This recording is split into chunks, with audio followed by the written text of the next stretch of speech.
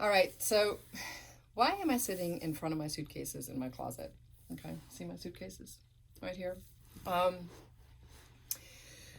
I'm sitting here because I finally unpacked my suitcases from my Hawaii trip and my subsequent escape to New York for a couple days after I got back.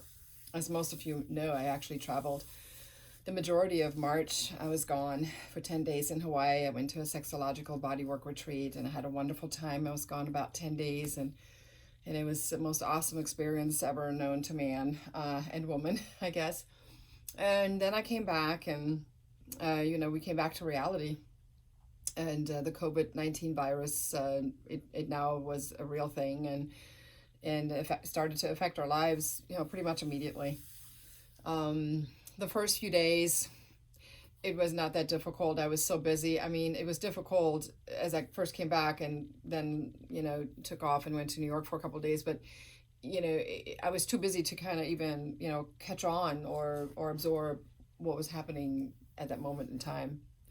And, and then when I came back, I had to start working on more things. And we actually had confirmed COVID cases, people that work with us, and so we're taking care of them and our medical practices, and just everything just happened, and it happened so fast, and it tore me up. I posted about it. You guys saw it. So yesterday I went on a bike ride, and it was I started to kind of come out of it. Like I was saying, I post about things where I'm at the moment, and that's what that was. And today is a little bit of that too.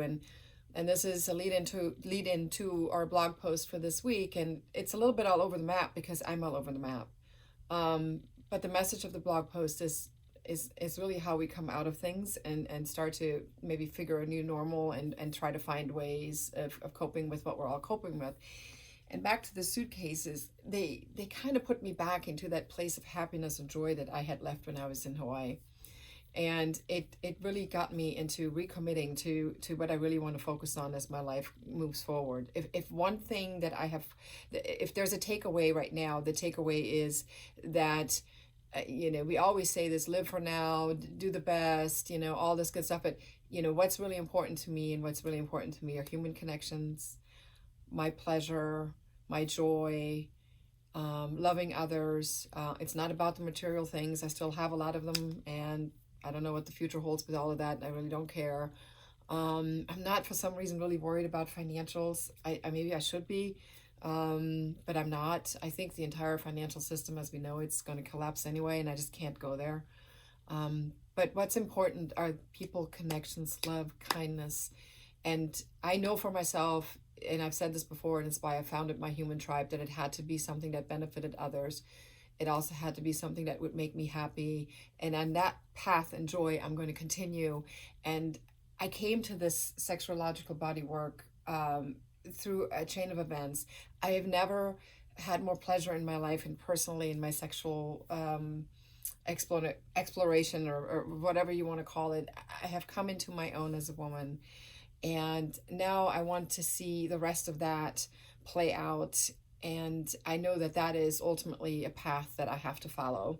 I'm not sure what that path is going to look like and what role I'm going to play. I'm not suggesting that I would become a body worker, no.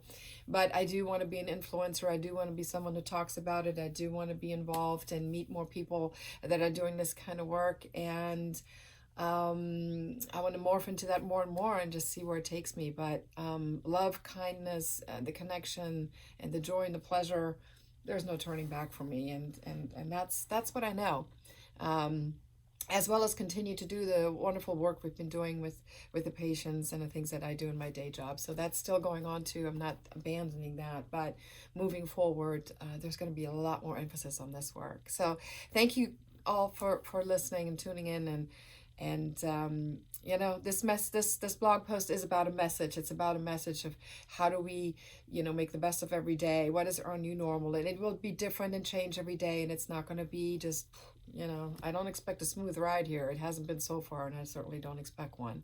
But hopefully, as we all stay together, come together, we can help one another to make it through. And I want to hear from all of you. What do you do to find your new normal? What are the routines you develop? What are you doing? How do you get past and through all of this craziness that we all are now living? Okay. And with that, I love you all. Talk soon. Bye. More to come.